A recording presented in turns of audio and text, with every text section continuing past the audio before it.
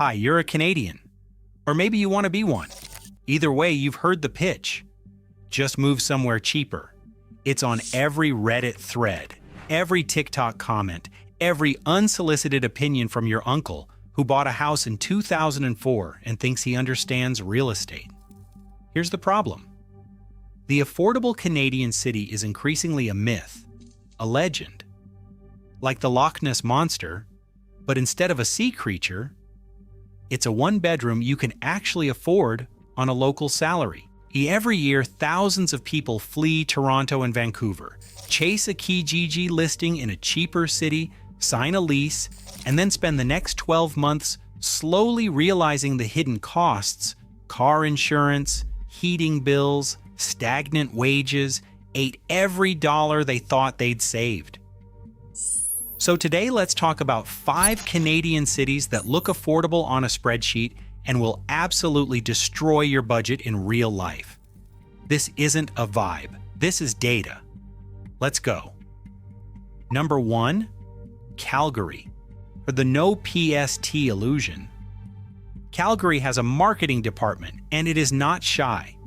No provincial sales tax, no health premium, the lowest income tax rate in the country.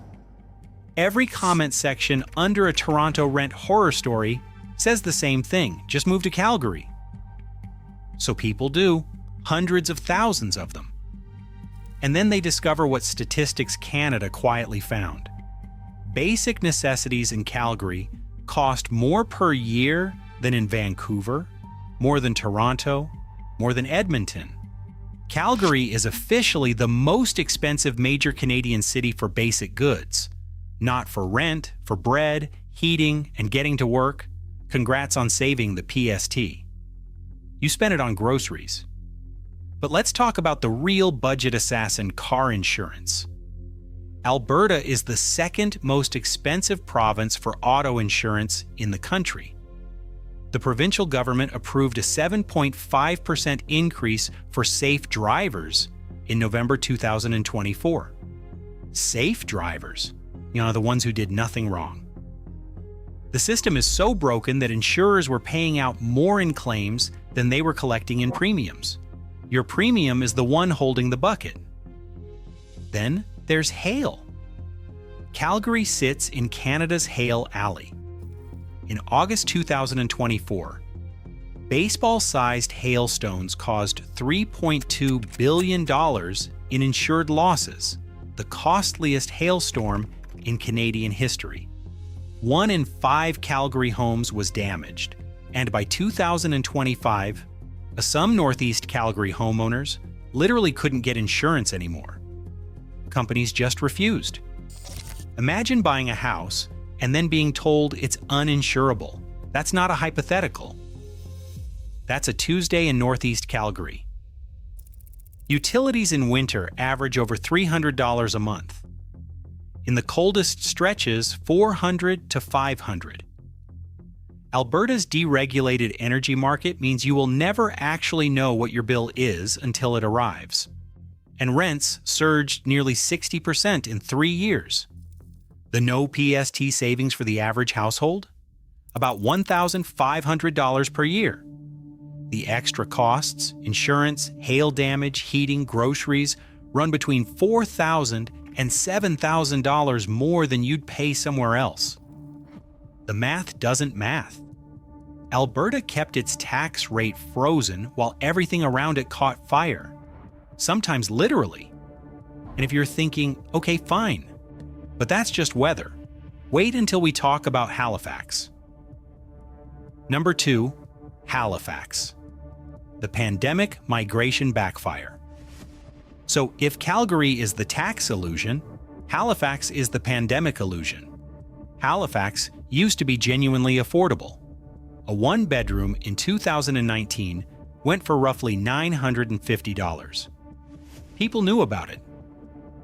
And then in 2020, everyone moved there at once. Remote work unlocked Halifax for the rest of Canada.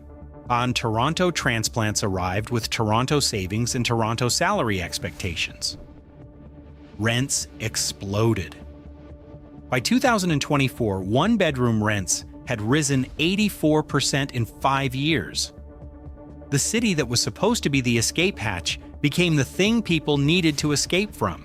Here's the trap that doesn't show up in the listing. Halifax is car dependent, and Nova Scotia has some of the highest auto insurance rates in the country. Halifax Transit technically exists, but coverage is limited enough that most people need a car anyway. So you're paying Toronto-adjacent rent and Ontario-adjacent insurance on Halifax wages, which are not Toronto wages.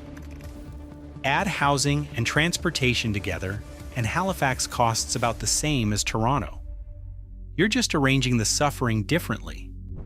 And then the tax bill. You make $60,000 in Halifax? You're paying more provincial income tax than you would anywhere else in the country. There's no PST consolation prize, just rent, a car you need, a tax rate that doesn't care, and winters that aren't as bad as Saskatchewan, but aren't nothing. The really painful part? The migration boom didn't bring enough infrastructure with it. Healthcare wait times stretched to crisis levels. The fantasy was a maritime town where you could afford a porch and a slow morning. The reality is a one-bedroom at $1,700 a month and a 6-hour wait at the emergency room. Number 3, Hamilton. The fake Toronto alternative. If Calgary is the tax illusion and Halifax is the pandemic illusion, Hamilton is the proximity illusion. The pitch was simple. It's 45 minutes from Toronto. It's on the GO train. It used to be a steel city, so everything's a bit rough around the edges, which means cheap. Come for the affordable housing, stay because you can't afford to move back. Oxford Economics ranked Hamilton the third least affordable city in North America relative to local incomes. Not third in Canada, third in the continent. Behind Vancouver and Toronto, both of which at least have the wages to partially justify their prices. Hamilton does not. What happened? Toronto overflow happened. When buyers and renters got priced out of the city, they moved to Hamilton and brought their budgets with them. Landlords, who had charged $800 a month for decades, suddenly discovered what someone from the annex was willing to pay. Rents exploded. And now Hamilton has Vancouver-adjacent rent-to-income ratios without Vancouver's job market, without Vancouver's transit, and without Vancouver's mountains to blame it on. The GO train runs infrequently enough that most commuters still drive, which means Highway 403 every morning, a car you need, a parking you pay for, in a city that no longer saves you anything on housing. The people who could actually afford Hamilton as an alternative to Toronto were already priced out by the people who could afford Toronto and decided not to. Calgary had weather, Halifax had taxes, Hamilton had overflow, Saskatoon has something different, Saskatoon has February. Number 4, Saskatoon. The winter cost trap. Saskatoon appears in affordability rankings and it looks incredible. Rents are lower. And the city is clean, functional, and has real amenities. Nothing obviously terrible is happening. It seems fine. And then winter arrives. Minus 35. Your eyelashes freeze, your car won't start, and your heating bill looks like a Toronto condo fee. Saskatchewan winter is not a metaphor. It's a sustained assault on your utilities budget that lasts from October to April and occasionally through May just to keep you humble. In the coldest stretches, my monthly utility bills for a modest home hit $400 to $500. Annually, the winter premium adds somewhere between $1,000 and $1,600 above what someone in a temperate city pays. Nobody budgets for this when they see the rent listing. Because the rent listing doesn't mention the heating bill. Car insurance in Saskatchewan is publicly delivered and genuinely cheaper than Ontario or Alberta. That's a real advantage. But Saskatoon is deeply car dependent, so you will absolutely own a car, drive it in conditions that test your commitment to living, and spend money on winter tires, block heaters, and the occasional tow from a snowbank at 7 in the morning when you're already late. The bigger issue is wages. Saskatoon's economy runs on agriculture, mining, and potash. If you work in those sectors, the city functions. If you're a knowledge worker, a creative, anyone whose industry is concentrated in larger cities, local wages are lower, and the affordability equation only works if local wages are part of it. In Saskatoon, for a lot of people, they aren't. At least Saskatoon is honest about being cold. Kelowna sells you a dream, that's worse. Number 5. Kelowna, the Instagram mirage. Kelowna looks like a dream. Literal lake, wineries, mountains, sunshine. It photographs beautifully, and it has been photographed beautifully on every best places to live list for years. People moved there for the lifestyle. The lifestyle turned around and charged them for it. In 2019, a one-bedroom ran about $1,000, and vacancy was manageable. Then the pandemic hit. Everyone with a laptop and a vision moved there at once, and vacancy collapsed to the lowest in the country. By August 2024, one-bedroom rents peaked at $2,010, a 90% increase in 5 years. Kelowna is now the 7th most expensive rental market in Canada, for a city of 150,000 people surrounded by orchards. Here's what the Instagram posts don't show. Kelowna's average worker spends roughly 102% of net pay on basic living costs, more than they earn. You need income from somewhere else to afford Kelowna. The tourism economy that makes it beautiful keeps wages low for the people who actually work there year-round. The rents rhyme with Vancouver, the wages don't. And then there's wildfire. In August 2023, the McDougall Creek fire forced 35,000 people to evacuate. Kelowna now runs workshops teaching residents to build their own box fan air filters because wildfire smoke is so pervasive in summer that commercial purifiers sell out. You can buy a beautiful home with a lake view and spend 3 months getting notifications telling you to stay inside.